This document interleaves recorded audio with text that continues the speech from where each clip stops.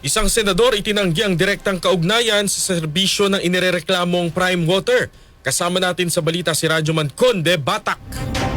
Nilinaw ni Senator Mark Villar na wala siyang direct o indirect na pagmamay-ari at kontrol sa interes ng Prime Water. Paliwanag ni Senator Mark sa panahon ng kanyang pagiging kalihim ng DPWH ay hindi siya kailanman nakialam o nanghimasok gamit ang kanyang kapasidad sa alinmang transaksyon o potensyal na transaksyon sa pagitan ng Prime Water at sa sinumang partner districts nito. Git ng senador ang naging sentro niya noong DPWH Secretary ay ipatupad ang mga pambansang layunin ng paglikha ng critical community infrastructure. Buo ang tiwala ni Senator Mark na mapapatunayan ang kanyang service record sa DPWH ang kanyang naging focus at commitment sa pagganap ng tungkulin. Sa mga naunang pahayag mula sa Palasyo ng Malacanang, sinabi na dumami ang mga joint venture agreements ng Prime Water noong 2019 at mula nang may attach ito sa DPWH na nooy pinamumunuan ni Senator Mark Villar. Kasama mo sa DZXL RMN Manila, Radyoman Conde Batak, Tatak RMN.